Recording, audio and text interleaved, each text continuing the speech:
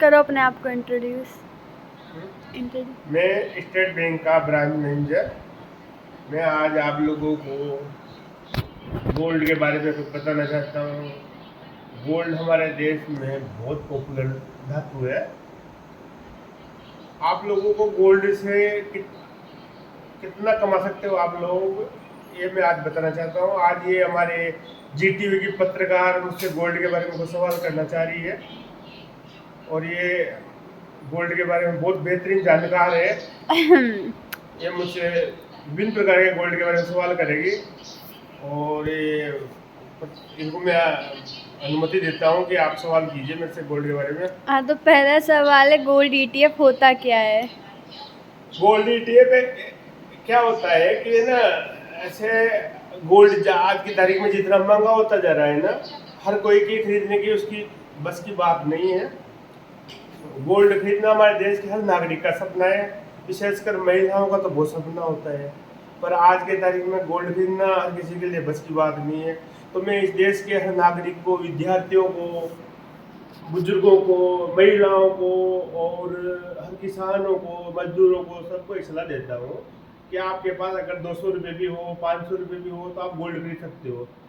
अब आप कैसे? कहोगे कि कैसे खरीदोगे, तो गोल्ड खरीदने के लिए अगर आप सुनार की दुकान पे जाओगे तो आपके भट्टा के दुनिया भर के पैसे काटेगा, वहाँ आपको आधा तोला से 1.25 तोला से कम का गोल्ड नहीं देगा। इसलिए मेरा आप सब लोगों से शेयर कर आग्रह है कि भारतीय स्टेट बैंक ने एक डीमेट खाता नाम की योजना चालू की है। उस योजना के माध्यम से आप 500 रुपये में खाता खुला सकते हो। उस खाते में आप मिनिमम 100 रुपये का गोल्ड भी खरीद सकते हो। तो उसको बरसों बरस आप उस खाते में रख सकते हो। जब तक आप चाहो तब तक उस खाते उसमें रख सकते हो। जैसे जैसे गोल्ड के भाव बढ़ेंगे आपके निवेश का भाव भी बढ़ता रहेगा। गोल्ड ईटीएफ में इन्वेस्ट कौन कौन कर सकता है? गोल्ड एटीएम में हर वो भारतीय नागरिक कर सकता है जो हिंदुस्तान में रहने वाला है।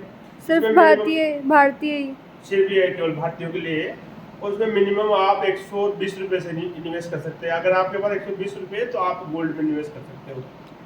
इसमें इन्वेस्ट करने के बेनिफिट्स क्या हैं?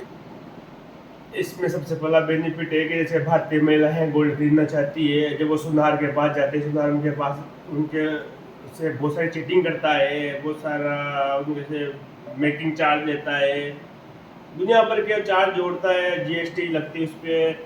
इसमें आप इन्वेस्ट करोगे आपके ऊपर कोई चार्ज नहीं है। आप जितने 120 रुपये का भी गोल्ड खरीदोगे तो 120 रुपये का प्योर गोल्ड मिलेगा आपको।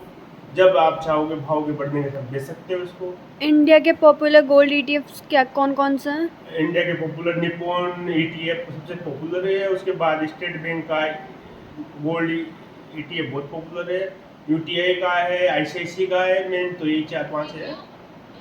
ये एक सेफ इन्वेस्टमेंट है या नहीं? एकदम सेफ है। आप जितना चाहे आपके पास मर्जी पैसा हो इसमें डाल सकते हो। मैं कह रहा हूँ फिजिकल गोल्ड खरीदने की कतई जरूरत नहीं है आपको। गोल्ड ईटीएफ और फिजिकल गोल्ड में डिफरेंस क्या होता है?